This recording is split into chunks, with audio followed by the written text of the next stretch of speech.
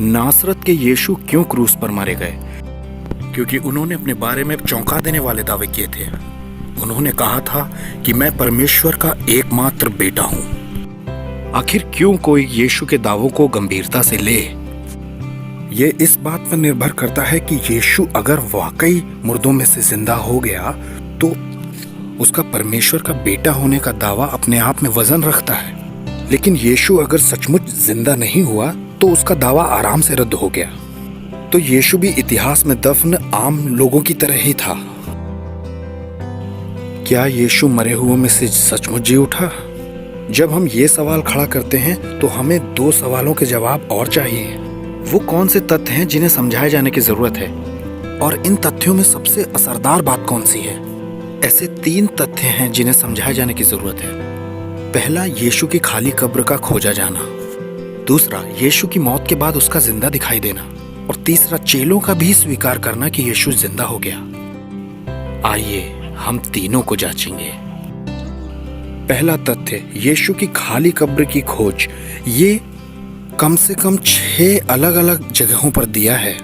पहली सदी के प्राचीन दस्तावेजों में से ये 6 नए नियम में शामिल हैं। और ये बहुत महत्वपूर्ण है कि अगर कोई घटना 2 या 2 से अधिक बार एक दूसरे से संबंध ना रखने वाले लोगों ने लिखी है तो इतिहासकारों का आत्मविश्वास बढ़ जाता है।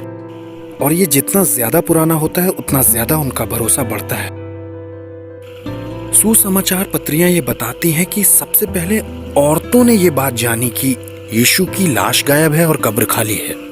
और ये और भी बड़ी ऐतिहासिक बात है क्योंकि यहूदी संस्कृति में औरतों की गवाही कोई मायने नहीं रखती। अगर बाद में ये झूठी कहानी रची गई तो औरतों को वहां कभी न रखा जाता, बल्कि आदमियों को।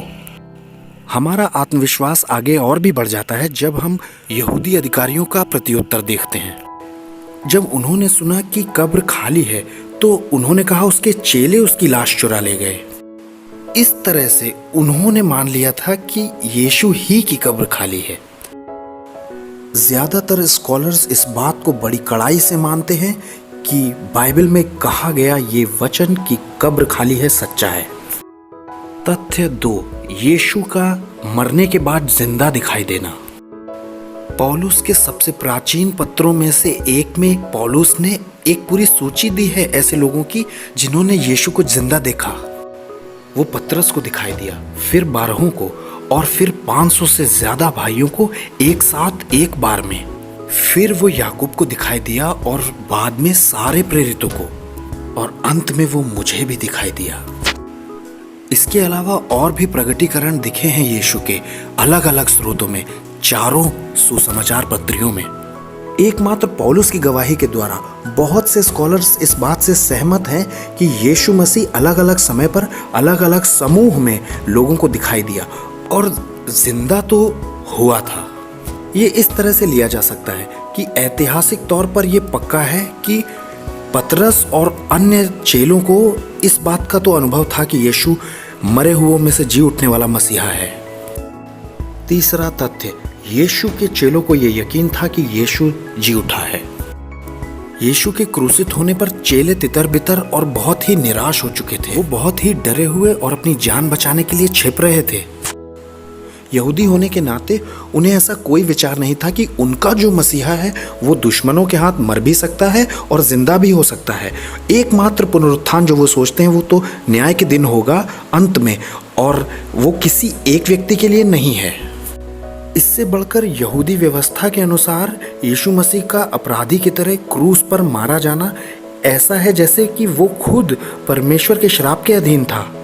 ये सब कुछ जानने के बावजूद और इन सब बातों से गुजरने के बाद चेले अचानक से एक दिन बड़े गंभीर हो जाते हैं कि परमेश्वर ने यीशु को मरे हुओं में से जिला दिया है। और वो इस बात को इतनी अच्छी तरह से मानने लगे हैं कि जब मरने की बारी आई तो भी उनमें से एक ने भी इनकार नहीं किया। यहाँ तक कि फरीसी पौलुस भी, जो कि मसीही लोगों को सता रहा था, एक दिन अचानक खुद ही मसीही बन गया। और यीशु का उलझन से भरा हुआ भाई भी।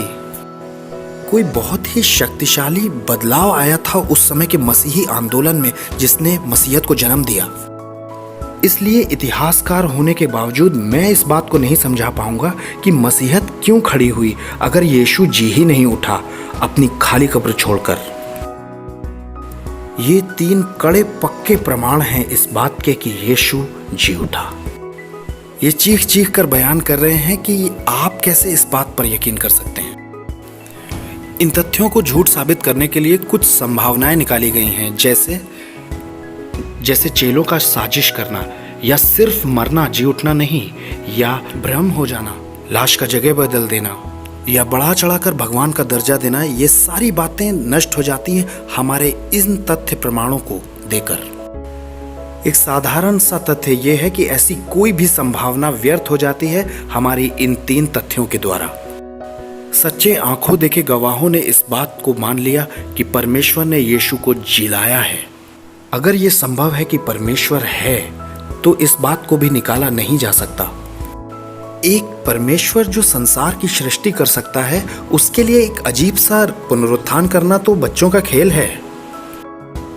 एक खाली कब्र और यीशु का मरने के बाद भी लोगों पर प्रकट होना और डरे हुए चेलों का अचानक से उग्र हो जाना, इस नए विश्वास के साथ कि मसीहा मरे हुओं में से जी उठा है, ये ऐतिहासिक तौर पर साबित किए गए तथ्य और प्रमाण हैं। और आप इसे कैसे समझाएंगे? इसी यीशु को परमेश्वर ने मुर्दों से जिलाया है, जिसके हम सब गवाह हैं।